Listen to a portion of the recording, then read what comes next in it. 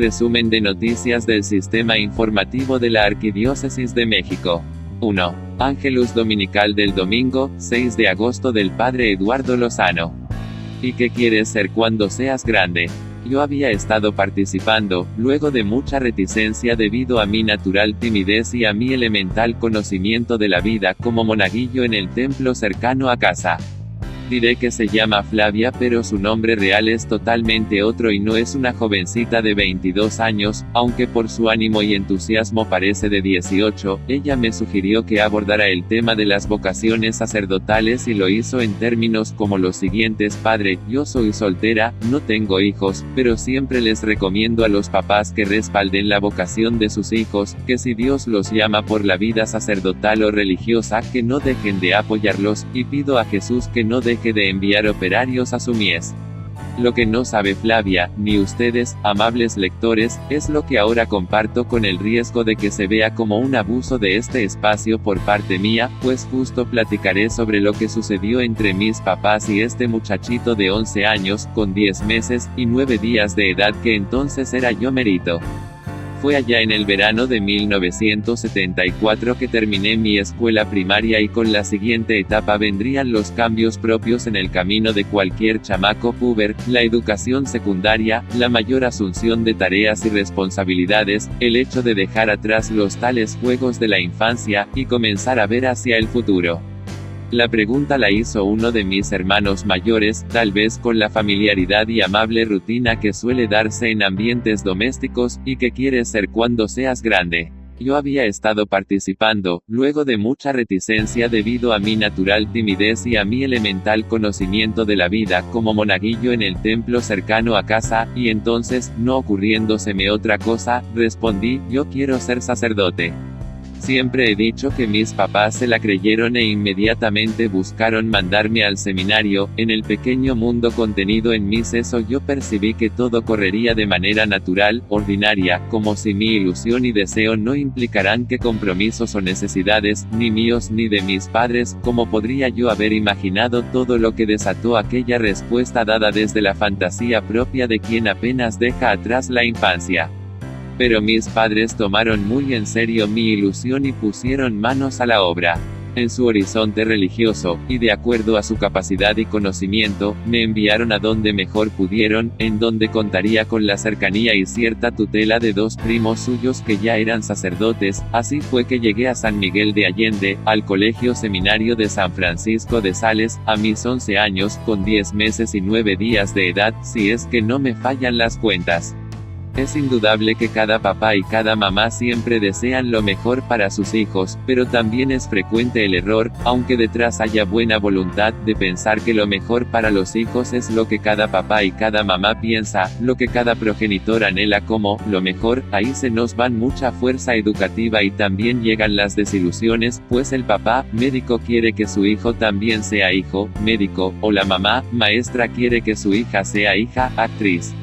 No se nos olvide que cada persona es diferente, que cada persona es un proyecto único e irrepetible, cada ser humano ha de buscar y forjar su propio destino y tarea, cada cual ha de recibir las mejores herramientas, salud, educación, cultura, fe, civismo, etc., para entonces esculpir el propio futuro.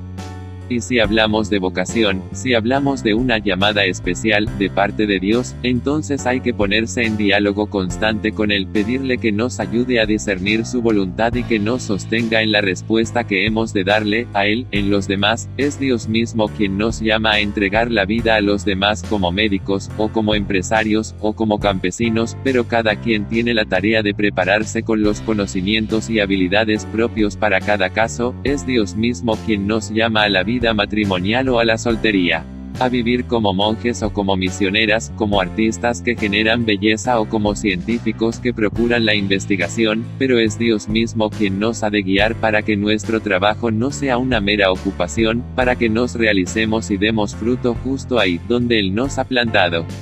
Mi amiga Flavia no se casó ni se casará nunca, y Dios le fue indicando el camino para orientar su soltería como una vocación al servicio, y así lo hace. Desde aquí le envío mi saludo y mi gratitud por darme pauta para esta sencilla reflexión. Por cierto, hoy domingo 6 de agosto estoy cumpliendo 29 años como presbítero, y desde aquí hasta el cielo envío mi gratitud a Juan y María del Socorro, mis padres, que de una y otra manera impulsaron a aquel chiquillo, que fui yo, para que se fuera abriendo paso en la vida por donde Dios lo fue llamando. 2. Arzobispo de Puebla. Ante matrimonio homosexual, legislan los congresos, no nosotros ni la Suprema Corte, por Info Católica. El arzobispo de Puebla, Mons.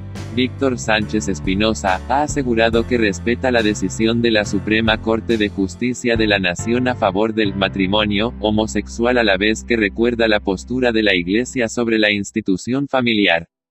El arzobispo aseguró que la Iglesia ama y respeta a cada persona y como madre, acoge a todos. La Iglesia no se opone a que sean reconocidos los derechos civiles y jurídicos de cada persona. Ellos se manifiestan con mucha frecuencia. Nosotros no decimos nada, nosotros predicamos el Evangelio de Jesús, el Evangelio de la familia.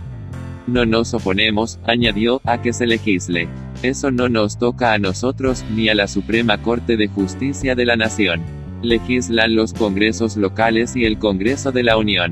La iniciativa está en manos de los legisladores, nosotros solo predicamos el Evangelio de la vida, de la familia, de la paz.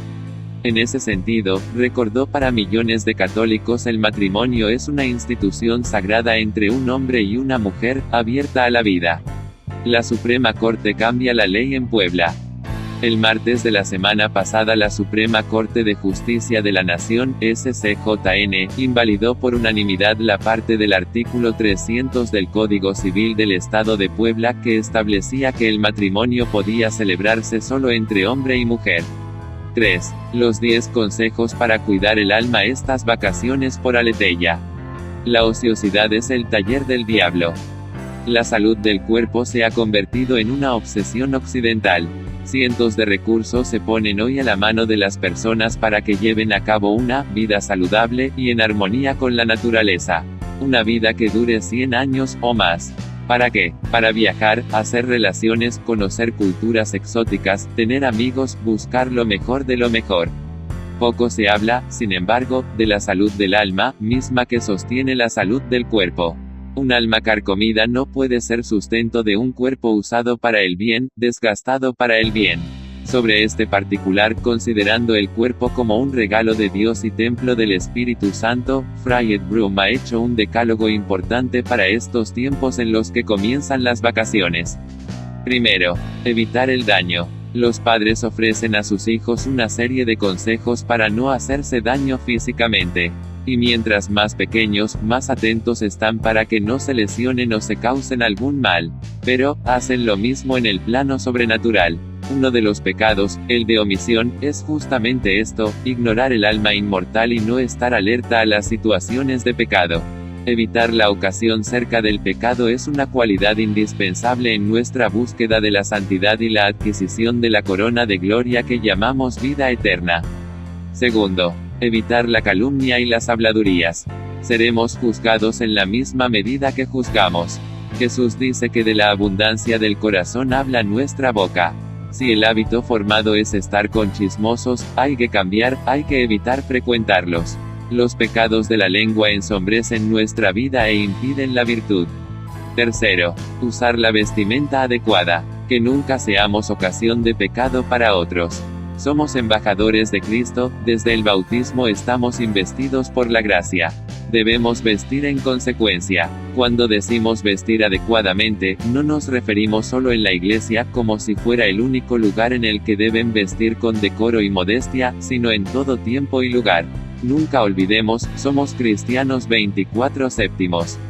Cuarto, evitar las malas compañías. San Pablo dice que las malas compañías corrompen la moral. El proverbio expresa sucintamente esta verdad: dime con quién andas y te diré quién eres. No tenemos que ser científicos para saber que tenemos la tendencia a imitar a nuestros amigos y nuestros asociados. Reza por la gracia de encontrar un amigo o dos que sean nobles, puros, honestos, que trabajen duramente su cristianismo. La sabiduría del Antiguo Testamento nos enseña que quien encuentra un verdadero amigo, encuentra un tesoro. Quinto, Cuidar la mirada. Otro proverbio es a propósito de este concepto: la curiosidad mató al gato.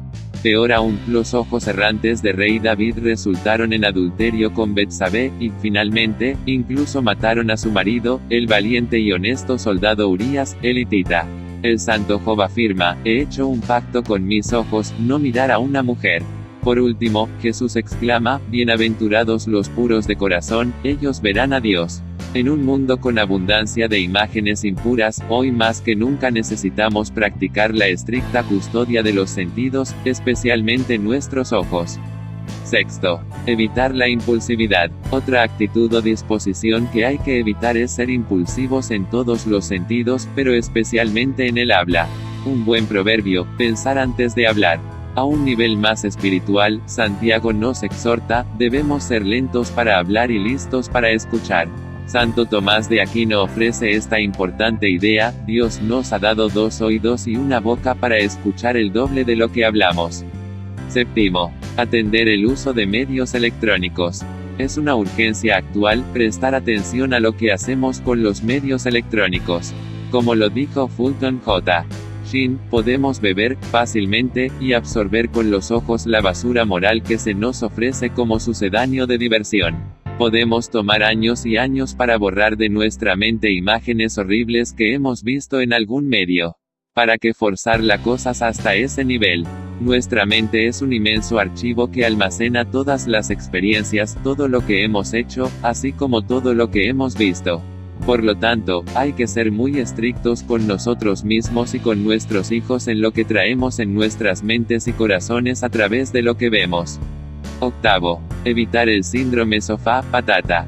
La ociosidad es el taller del diablo. En otras palabras, si tú no tienes nada que ver, entonces el diablo te dará un montón de cosas que hacer. San Juan Bosco tenía un miedo mortal al tiempo de vacaciones para los jóvenes adolescentes. El trabajo es bueno para todos nosotros. El trabajo perfecciona nuestra naturaleza, nos ayuda a cultivar nuestros talentos. El trabajo sirve como un medio de ayudar a los demás. El trabajo era lo que Dios mandó a Adán después del pecado original: ganarás el pan con el sudor de tu frente. Noveno, evitar la pereza mental. Si algo no se utiliza, se pierde. Es un viejo consejo de los abuelos que sirve para los jóvenes. Dios nos ha dotado a todos con una mente que Él desea que cultivemos. En un jardín que no se cultiva bien, rápidamente crece la maleza. Una mente que no se cultiva, permite el crecimiento de las malas hierbas mentales. Esta pereza mental puede prevenirse o corregirse mediante el excelente hábito de la buena lectura. Nunca hemos vivido en un mundo con tanta confusión. Sin embargo, nunca hemos vivido en un mundo con tan buena literatura. Depende de nosotros encontrar buena literatura y formar el hábito de la lectura. Algunos de nuestros mejores amigos pueden ser buenos libros. Décimo, visita a Jesús y a María. En el Padre Nuestro oramos: danos hoy nuestro pan de cada día. Esto se puede interpretar de una manera sacramental, como el hábito de ir a misa todos los días y recibir a Jesús en la Santa Comunión, el verdadero pan de vida. Él nos ayudará a subordinar los deseos del cuerpo a la orden de la voluntad. También visita continuamente a María. Ella es la vía más corta para llegar a Jesús, la más rápida de todas las vías, es, en verdad, un atajo para llegar a su Hijo. Para estar unidos a Él. Nuestra Señora sirve como un puente para la unión con Jesús. Dice San Maximiliano Kolbe: ponte en manos de María, ella sabrá proveer a las necesidades del cuerpo y del alma. Por lo tanto, está en paz completa, con una confianza ilimitada en su intercesión. 4. Presenta el libro biográfico y de valores sobre el político Carlos Abascal Carranza. Un cristiano en la vida pública. Carlos María Abascal Carranza, es el título del libro de la doctora en Historia Contemporánea María Luisa Aspe Armella, que fue presentado en el auditorio del Partido Acción Nacional. Un cristiano en la vida pública. Carlos María Abascal Carranza, es el título del libro de la doctora en Historia Contemporánea María Luisa Aspe Armella, que fue presentado en el auditorio del Partido Acción Nacional, y que abarca interesantes aspectos biográficos, de familia y de su paso por el mundo laboral y como funcionario público, ya que él se desempeñó, entre otros cargos, como secretario del Trabajo y secretario de Gobernación del Gobierno Federal en la administración del presidente Vicente Fox. Rodrigo Abascal, hijo de don Carlos Abascal, entrevistado, dijo que se tiene que trabajar más en difundir su pensamiento y su legado, porque los jóvenes sí están deseosos de contar con ejemplos de políticos que demuestran que sí se puede. Yo lo he podido constatar al estar cerca de los jóvenes de la Secretaría de Acción Juvenil del PAN. Se puede y se debe ser congruente con la fe y con los valores, y al mismo tiempo un político dinámico y eficaz. Explicó que la tarea de la Fundación Carlos Abascal es esa: procurar, incentivar y difundir este legado de vida, de pensamiento, de ejemplo para que otros jóvenes puedan replicarlos y así se pueda cambiar a México. Ese era el gran sueño de mi papá y constantemente lo repetía, dijo. De acuerdo con Adán Ávila Magos, secretario nacional juvenil del PAN, los jóvenes tienen mucho que aprender del legado que dejó Carlos Abascal y este es muy vasto. En este sentido, se debe destacar su ejemplo de congruencia. Él era un hombre honesto y ante todo, siempre probó que se podía hacer política de forma honesta y responsable, más allá del tema de partidos políticos. Él fue una persona que siempre amó, veló y luchó por nuestro país. Carlos Abascal fue un hombre íntegro y esto lo caracterizó en todas las etapas de su vida personal, profesional y familiar. Esta publicación consta de 165 páginas e incluye información de primera mano, obtenida mediante entrevistas realizadas y publicadas en distintos medios y a personas allegadas a la familia, pero además, parte del archivo personal de Carlos Abascal que consta de unos 2.614 documentos con unas 30.000 hojas que fueron catalogadas bajo los rubros personales y familiares, afianzadora insurgentes, Coparmex, PAN, artículos y ponencias, recortes de periódico y caricaturas. Además, cuenta con casi 250 referencias bibliográficas en pie de página y de prestigiados autores como Jean Mayer, Ives Solís o Marcel Hoyo, y 20 fotografías en blanco y negro. Este libro es una publicación de la editorial Carlos María Abascal. Sobre Carlos Abascal Carranza se ha dicho que es una prueba que se puede ser hombre de convicciones religiosas profundas sin que por ello se rompa el pacto constitucional. Sobre la posible causa de beatificación de Carlos Abascal que al momento de su fallecimiento en 2008 se difundía como algo probable, su hijo Jorge señaló: nosotros como familia claro que tenemos el deseo, ya presentamos su biografía a la Arquidiócesis de México y también copias de una serie de escritos que están en un proceso de análisis para ver si se le da una entrada formal o no a esta petición, pero si no se aprobara, de cualquier modo el ejemplo que él dio a los empresarios y a los políticos aún sigue vivo. 5. El cardenal Rivera demuestra farsa orquestada por los ex sacerdotes Alberto Atié y José Barba. Ante el Ministerio Público, el cardenal mostró copias de las denuncias presentadas por la Arquidiócesis de México desde 2010, como lo marca la ley contra presuntos actos delictivos al interior de la Iglesia. El pasado 26 de julio el arzobispo de México, Card. Norberto Rivera Carrera, rindió declaración ante la agente del Ministerio Público Susan García García, en virtud de la denuncia que en su contra interpusieron los ex sacerdotes Alberto Atié y José Barba ante la Procuraduría General de la República, por supuesto encubrimiento de 15 sacerdotes pederastas, información que los denunciantes desprendieron de una nota del diario El Universal publicada el 19 de diciembre de 2016, en la que se dio cuenta de una reunión que el cardenal sostuvo con periodistas, donde el arzobispo mencionó que durante su gestión al frente de la Arquidiócesis Primada de México había sancionado a 15 sacerdotes, no todos por el delito de pederastia, sino con otros actos ilícitos tipificados en el derecho canónico. La denuncia contra el arzobispo de México fue en el sentido de que no dio aviso puntual de estos casos ante la autoridad ministerial, por lo cual lo acusaron, con toda ligereza, de encubrimiento de abusadores sexuales. Frente a la agente del Ministerio Público, el Card.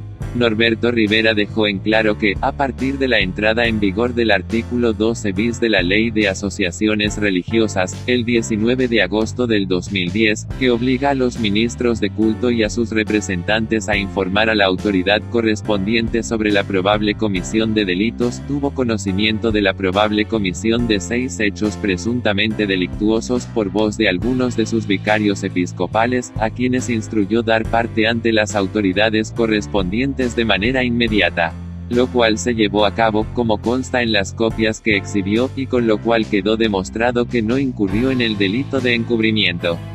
Según consta en los documentos presentados ante la agente del Ministerio Público, la primera denuncia fue interpuesta ante la Procuraduría General de Justicia del Distrito Federal, PGJDF, por Mons.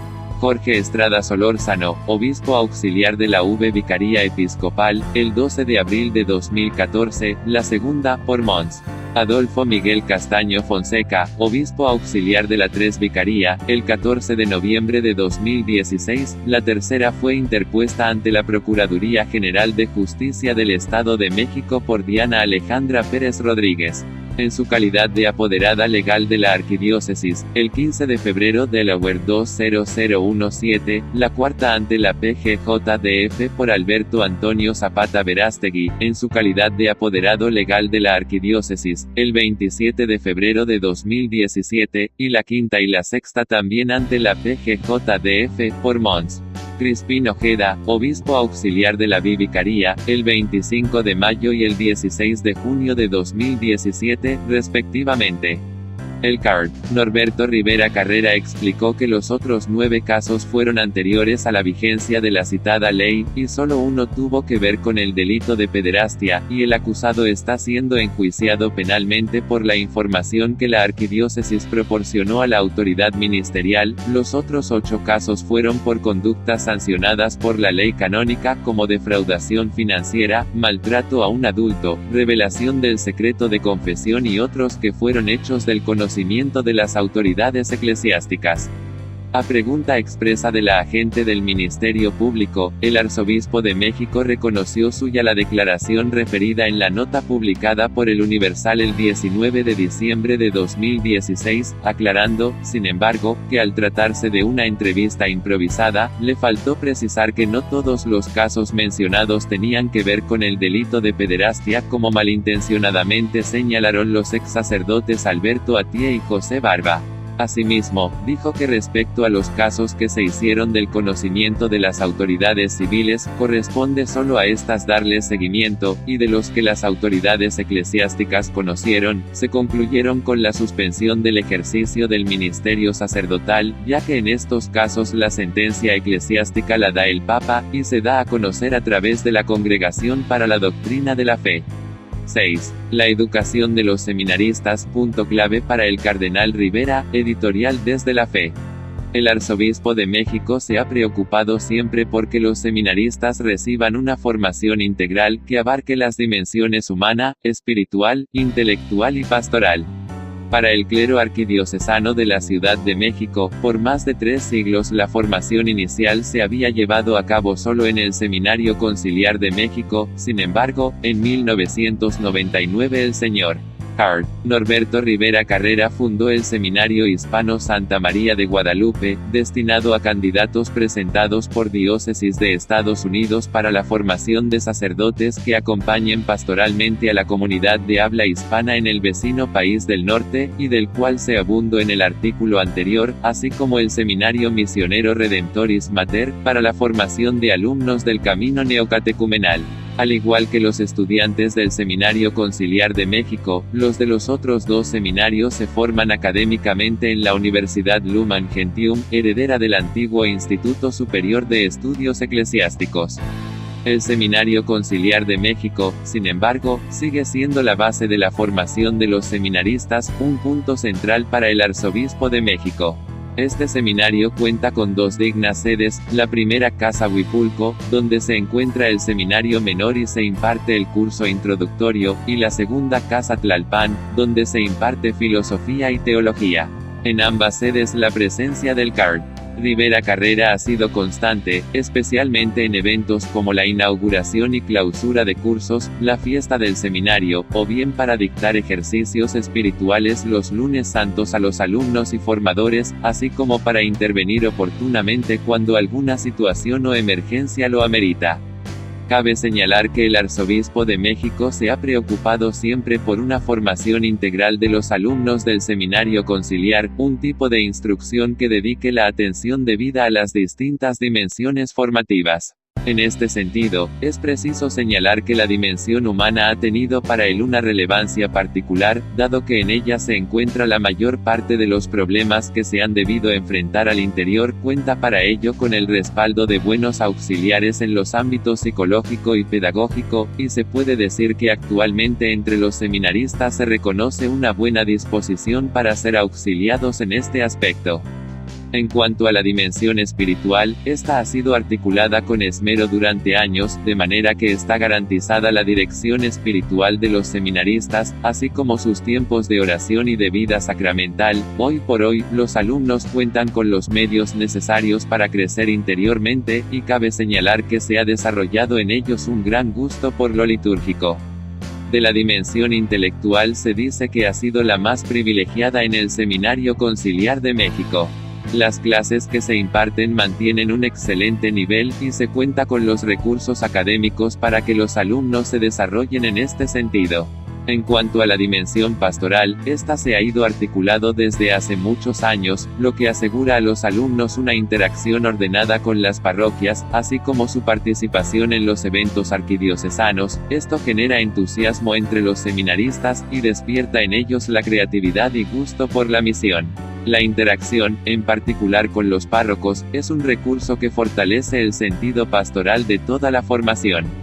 Actualmente, se ha procurado extender el horizonte de la formación a través del envío de seminaristas arquidiocesanos a diversos centros en el extranjero, tanto a España como a Italia, a quienes se les da seguimiento a fin de que mantengan contacto con la arquidiócesis y reciban los complementos formativos que inevitablemente requieren. Cabe señalar que el Card.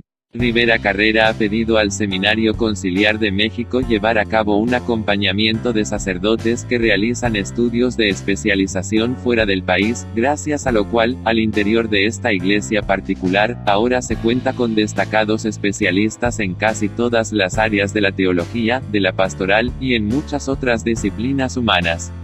7. Jóvenes utilizan Tetra Pak contra el frío en viviendas pobres por Vida Nueva Digital.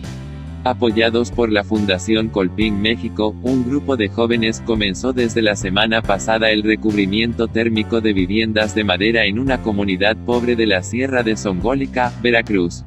Apoyados por la Fundación Colpín México, un grupo de jóvenes comenzó desde la semana pasada el recubrimiento térmico de viviendas de madera en una comunidad pobre de la Sierra de Songolica, Veracruz.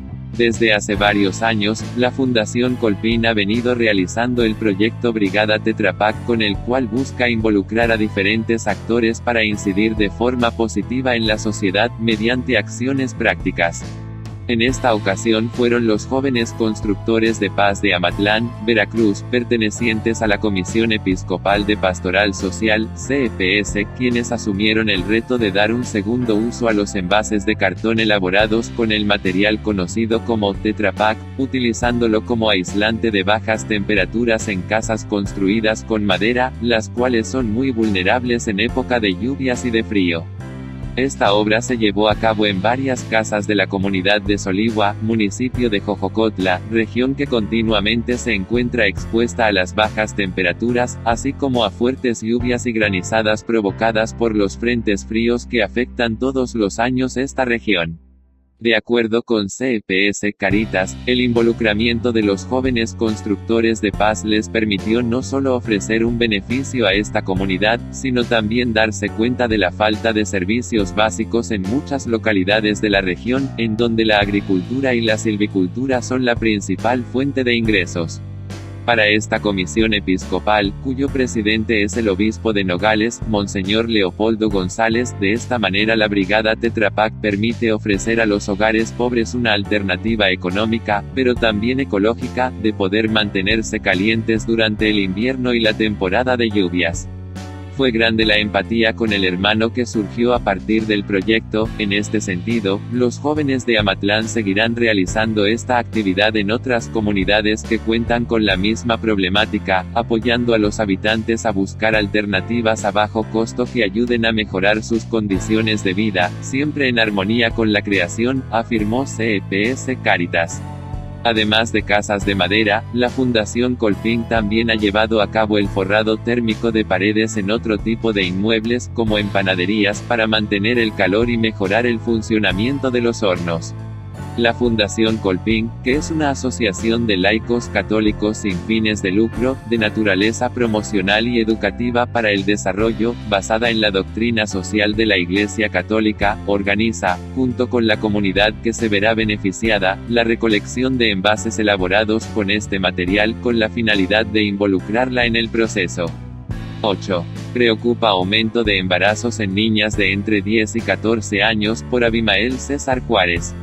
Las pequeñitas tienen 5 veces más probabilidades de morir durante el embarazo y el parto, asegura especialista.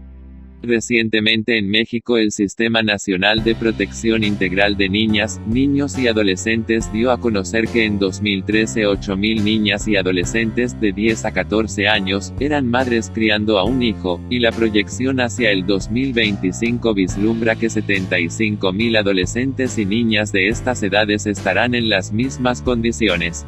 El embarazo precoz, embarazo infantil o adolescente, es un problema en los países de América Latina. La mayoría son embarazos no buscados ni deseados, y tienen un mayor riesgo para la madre y para el bebé. Para conocer las causas y consecuencias de esta problemática que ha ido aumentando en México, habla para Desde la Fe la doctora en psicología Beatriz Sánchez García, de la Asociación Civil Senielistli.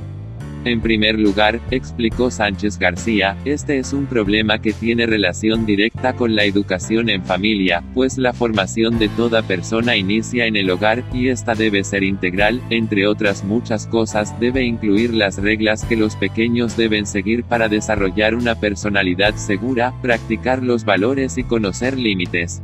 Muchos estudios indican que cuanta más educación tengan las menores, más se retardará el inicio a su vida sexual. Esto puede protegerlas para que no se conviertan en madres desde pequeñas.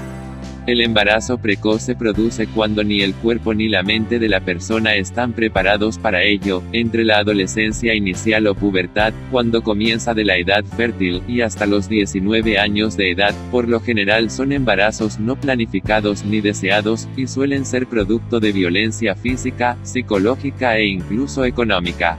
El riesgo de morir por causas relacionadas al embarazo, parto y posparto, se duplica si las niñas quedan embarazadas antes de los 15 años. La psicóloga aclaró que esta problemática no es exclusiva de un estrato social, sino que se da en todos, pero las evidencias indican que hay algunos factores asociados, entre ellos, el ambiente en el hogar, el ingreso económico de los padres, el tipo de educación, la cultura hedonista e inmediatista, la participación en la delincuencia organizada, las adicciones, el fácil acceso a información equivocada y la poca formación en valores, así como una falsa creencia de que los métodos anticonceptivos evitan el embarazo. Todo lo anterior, sumado a la falta de madurez y la presión por parte de algunas personas que incitan a experimentar las relaciones sexuales, no permiten a los adolescentes considerar las consecuencias de sus actos. Se refirió a los problemas que enfrentan las niñas si quedan embarazadas a una edad temprana, corren un mayor riesgo de padecer mortalidad materna. Las niñas de entre 10 y 14 años tienen 5 veces más probabilidades de morir durante el embarazo o el parto, porque aumenta el riesgo de aborto espontáneo, obstrucción del parto, hemorragia posparto, hipertensión relacionada con el embarazo y afecciones debilitantes durante toda la vida. En cuanto a las madres adolescentes de entre 15 y 19 años, tienen el doble de probabilidades de morir en el parto o el embarazo que las de más de 20 años, y la tasa de mortalidad de sus bebés es aproximadamente un 50% superior. En tanto, sus bebés tienen más probabilidades de nacer sin vida, ser prematuros o con bajo peso. Además corren mayor riesgo de morir en la infancia. Para finalizar, Beatriz Sánchez García aseguró también que el aborto precoz es un problema social que conlleva a muchas situaciones de riesgo para las pequeñas, y que la pobreza, la falta de información y las reservas con los que se tratan estos temas aumenta la posibilidad de que esto siga ocurriendo. Para evitarlo, dijo, se necesita de la colaboración de la familia y de instituciones que les procuren una educación integral con información concreta sobre temas de educación sexual, pero también emocional y de valores, información sobre su desarrollo y prevención de riesgos. Necesitamos formar niños y jóvenes fuertes, asertivos, que sepan poner límites y denunciar cualquier tipo de abuso. Urgen también políticas públicas que fomenten el acceso a información fidedigna. En cuanto a la Iglesia, es necesario fomentar la espiritualidad y hablar con apertura sobre los riesgos que tienen las y los menores, siempre con la precisión y mesura que requiere el tema del cuidado de la vida y el bienestar común de cada familia y de la comunidad. 9. La emigración no se detiene. Hay el peligro de que los narcotraficantes los secuestren y les exijan rescates por parte de sus familias, o que los detengan nuestras autoridades migratorias y los deporten. Ver. En días pasados estuve en el albergue para migrantes que tenemos en Palenque, y pasé a ver cómo va la construcción de otro en Salto de Agua. En ambos pude platicar con más de 20 que había en cada lugar. A veces pasan pocos, otros días pasan entre 50 y 100, o más. No faltan mujeres, incluso con niños, pero la mayoría son varones entre 18 y 30 años. Y hemos constatado, desde hace varios meses, que casi todos proceden de Honduras. Nos dicen que salen de su país por la falta de trabajo, por la inseguridad y la violencia, por huir de las amenazas de muerte que les hacen las bandas de las maras. Les insistimos en que cada día es más difícil pasar a los Estados Unidos. Ellos dicen que lo saben, pero que, a pesar de todo, sienten la necesidad y la urgencia de buscar una salida a su situación familiar y personal. Se exponen a extorsiones, asaltos, robos, trata, enfermedades, violaciones, cobros excesivos de transportistas y polleros. Hay el peligro de que los narcotraficantes los secuestren y les exijan rescates por parte de sus familias, o que los detengan nuestras autoridades migratorias y los deporten. Nada los detiene. En nuestros albergues, encuentran un oasis para su travesía. En algunos casos, se les ayuda a tramitar su permanencia como refugiados. Es verdad que la emigración que procede de Centroamérica y el Caribe ha disminuido. Las políticas migratorias de Donald Trump, egoístas y economicistas, están haciendo más complicada la migración. A pesar de su endurecimiento, de sus muros y de su racismo grandilocuente, la emigración no se detiene. Y no hay indicios de que se vaya a detener por completo. La mano de obra allá hace falta, tanto en el campo como en la construcción y en los servicios. Además, la corrupción, que también allá existe, facilita que la gente siga pasando por la frontera. Del 29 al 31 de agosto, en Tapachula, la Dimensión de Movilidad Humana del Episcopado Mexicano, en coordinación con instancias eclesiales del llamado Triángulo Norte de Centroamérica, Guatemala, El Salvador y Honduras, junto con el Pontificio Consejo para el Desarrollo Humano Integral, de la Santa Sede, así como con ACNUR, Alto Comisionado de las Naciones Unidas para los Refugiados, ha promovido el que es ya cuarto encuentro con obispos y agentes de pastoral migratoria de esos países y del sur de México, para seguir analizando este fenómeno. Reforzar acuerdos y acompañar a tantos que salen de sus países y pasan por nuestro territorio. Es un asunto que no nos puede dejar indiferentes, ni solo esperar que todo lo resuelvan los gobiernos. El lema de este encuentro es: Caminemos con Cristo migrante en el mundo. Pensar. Dice el Papa Francisco, ante un mundo globalizado y cada vez más complejo, América Latina debe unir esfuerzos para hacer frente al fenómeno de la emigración. Gran parte de sus causas habrían podido ser afrontadas ya desde hace mucho tiempo, pero nunca es demasiado tarde. La emigración siempre ha existido, pero en los últimos años se ha incrementado de una manera jamás vista antes. Nuestra gente, impulsada por la necesidad, va en busca de nuevos oasis, donde puedan encontrar mayor estabilidad y un trabajo que garantice mayor dignidad a su vida. Pero en esa búsqueda, muchas personas sufren la violación de sus derechos, muchos niños y jóvenes son víctimas de la trata y son explotados, o caen en las redes de la criminalidad y la violencia organizada. La emigración es un drama de división, se dividen las familias, los hijos se separan de sus padres, se alejan de su tierra de origen, y los mismos gobiernos y países se dividen ante esa realidad. Es necesaria una política conjunta de cooperación para afrontar este fenómeno. No se trata de buscar culpables y de eludir la responsabilidad, sino que todos estamos llamados a trabajar de manera coordinada y conjunta. 30, BI, 2017. Actuar. Agradecemos a tantas personas de buena voluntad cuanto hacen para ayudar a estas personas, y exhortamos a verles con ojos de fraternidad y de solidaridad. Pongámonos en su lugar. Como dice Jesús, haz por ellos lo que querrías que hicieran por ti, si estuvieras en su misma situación. 10. El papel de la Iglesia en la ONU clave para el futuro de la humanidad. Las Naciones Unidas y sus diversas organizaciones en Nueva York, Ginebra, Viena, Nairobi, la UNESCO en París, la FAO en Roma, y otros organismos. Por invitación de la Organización de las Naciones Unidas, ONU, la Santa Sede ha sido una misión permanente de observación desde el 6 de abril de 1964, aunque desde la fundación del organismo internacional, en 1945, la Iglesia ha participado en diversas conferencias y reuniones. Para hablar sobre la responsabilidad de este papel, desde la fe entrevisto al observador permanente de la Santa Sede ante la ONU, Mons. Bernardito Cleopas Ausa. Monseñor Ausa consideró que la experiencia de 2000 años que tiene la Iglesia es muy valiosa en los debates de la comunidad internacional. Aseguró que la Santa Sede tiene mucho que aportar a los 4 principales objetivos de la ONU, pues han sido puntos básicos en la acción milenaria de la Iglesia Católica, ya sea en la prevención de las guerras y la promoción de la paz, en el combate a la pobreza y el impulso al desarrollo, en la defensa de la dignidad humana, o en la ayuda a las naciones a mantener sus compromisos.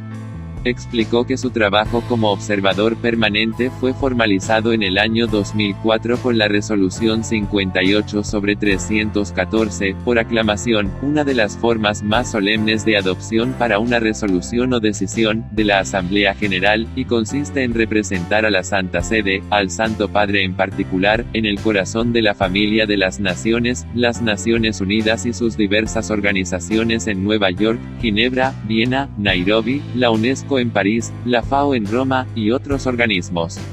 Apuntó que algunas de sus responsabilidades son, ofrecer las declaraciones oficiales de la Santa Sede sobre los diversos temas que sostiene la agenda de la ONU, supervisar la participación de la Santa Sede en las negociaciones y debates, ser el punto de contacto entre el personal de la ONU y el Vaticano, así como organizar y participar en conferencias y foros en los que la Iglesia puede compartir su experiencia sobre los problemas que enfrenta la humanidad. Monseñor Ausa explicó que tiene derecho a participar y a realizar intervenciones, así como a hacer uso del derecho de réplica en la Asamblea General. Lo que no puede hacer es votar ni presentar candidatos para las distintas oficinas. Un observador permanente hace más que observar, aseguró. Recordó que los papas Pablo VI, Juan Pablo II, Benedicto XVI y Francisco han hablado en las Naciones Unidas, al igual que quienes han servido como secretarios de Estado, secretarios de Relaciones con los Estados, y algunos cardenales cuyas responsabilidades tienen que ver con asuntos de la agenda de la ONU. Para finalizar, Mons. Bernardito Ausa reveló que en la misión de la Santa Sede hay personal de Filipinas, Polonia, Líbano, Estados Unidos, Italia, Tailandia y El Salvador, pero aún no cuentan con diplomáticos católicos de México. Hay por supuesto, muchos mexicanos que trabajan en las Naciones Unidas, pero en organismos ajenos a la misión. 11. Jornada del Turismo 2017, Crecimiento y lucha contra la pobreza. Mensaje del Cardenal Peter Koduapia Turkson, Fuente Zenit. Con ocasión de la Jornada Mundial del Turismo 2017 que celebramos el próximo 27 de septiembre, convocada por la Asamblea General de las Naciones Unidas y cuyo lema, asignado por la Organización Mundial del Turismo, OMT, es, el turismo sostenible como instrumento de desarrollo. El cardenal Peter Kodwa-Pia Turkson, prefecto de este dicasterio, afirma que el turismo puede ser un instrumento importante para el crecimiento y para la lucha contra la pobreza, y añade que según la doctrina social de la Iglesia, el auténtico desarrollo no se reduce al simple crecimiento económico. En este sentido, el cardenal Peter Apia Kodwa Turkson indica que la Iglesia está ofreciendo su propia contribución, promoviendo iniciativas que ponen realmente el turismo al servicio del desarrollo integral de la persona. Por esto se habla de turismo con rostro humano, que se concreta en proyectos de turismo de comunidad, de cooperación, de solidaridad, así como en la valoración de su importante patrimonio artístico, que es un auténtico camino de la belleza. Aquí está el texto completo del mensaje del cardenal Turkson en la traducción oficial de la Santa Sede. El turismo sostenible como instrumento de desarrollo. Primero, con ocasión de la Jornada Mundial del Turismo, que cada año se celebra el 27 de septiembre, la Iglesia se une a la sociedad civil en la aproximación a este fenómeno, desde el convencimiento de que toda actividad genuinamente humana debe encontrar eco en el corazón de los discípulos de Cristo. 1. Por primera vez, este mensaje es publicado por el nuevo Dicasterio para el Servicio del Desarrollo Humano Integral como parte de su propia misión. La Asamblea General de las Naciones Unidas ha proclamado el 2017, Año Internacional del Turismo Sostenible para el Desarrollo. Oportunamente, la Organización Mundial del Turismo, OMT, ha hecho suya esta decisión eligiendo como título para la jornada de 2017, el turismo sostenible como instrumento de desarrollo. Segundo, cuando hablamos de turismo, nos referimos a un fenómeno de gran importancia, tanto por el número de personas implicadas, viajeros y trabajadores, como por los numerosos beneficios que puede ofrecer, tanto económicos como culturales y sociales, pero también por los riesgos y peligros que en diversos ámbitos puede suponer. Según el último barómetro de la Organización Mundial del Turismo, referido a 2016, asciende a unos 235 millones el número de llegadas turísticas internacionales. A nivel mundial, el sector representa el 10% del PIB y el 7% del total de las exportaciones, teniendo en cuenta que uno de cada 11 puestos de trabajo se encuentra en el turismo. Este ocupa por tanto un lugar relevante en las economías de los diversos estados y en las políticas dirigidas a alcanzar el desarrollo inclusivo y la sostenibilidad ambiental a nivel global. Tercero, el turismo puede ser un instrumento importante para el crecimiento y para la lucha contra la pobreza. Según la doctrina social de la Iglesia, el auténtico desarrollo no se reduce al simple crecimiento económico. De hecho, para ser auténtico, debe ser integral, es decir, promover a todos los hombres y a todo el hombre como pone de manifiesto la carta encíclica Populorum Progressio.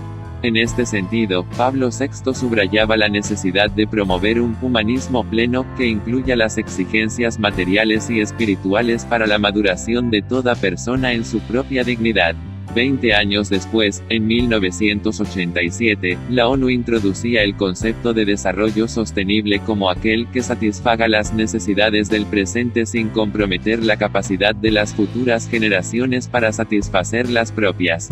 Para la Iglesia, el concepto integral, unido a la expresión desarrollo humano, permite incluir también esa sostenibilidad de la que hablan las Naciones Unidas, abrazando todos los aspectos de la vida, social, económico, político, cultural, espiritual, y haciéndoles parte de una única síntesis, la persona humana.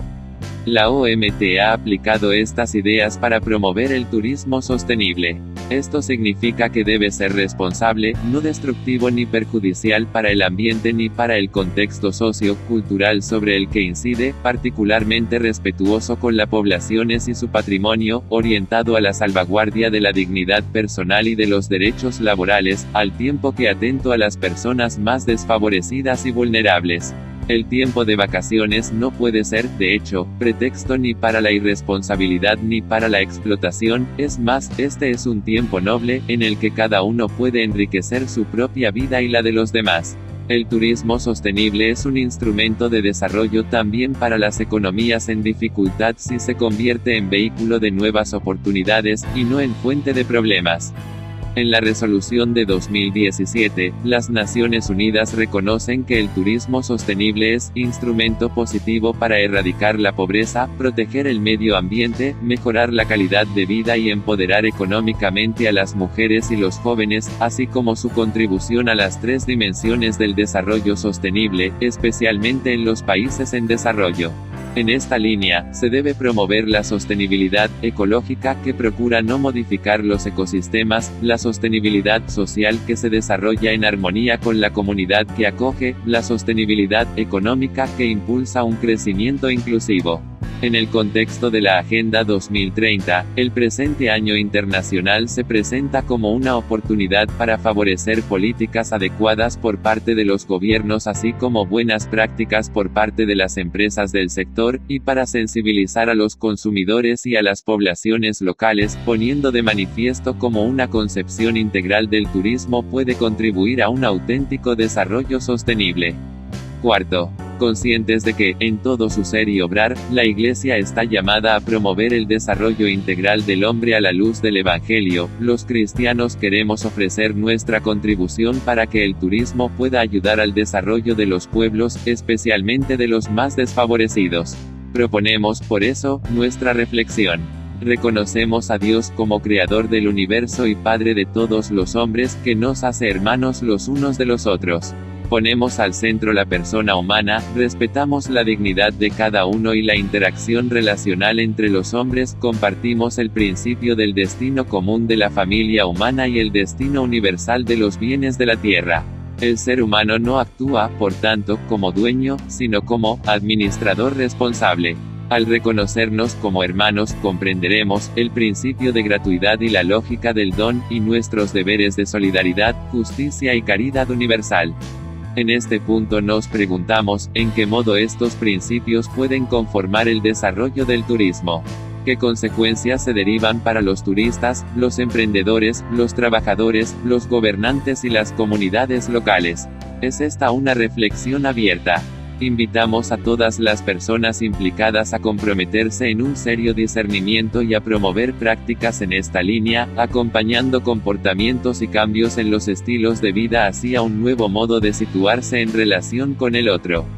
La Iglesia está ofreciendo su propia contribución, promoviendo iniciativas que ponen realmente el turismo al servicio del desarrollo integral de la persona. Por esto se habla de turismo con rostro humano, que se concreta en proyectos de turismo de comunidad, de cooperación, de solidaridad, así como en la valoración de su importante patrimonio artístico, que es un auténtico camino de la belleza.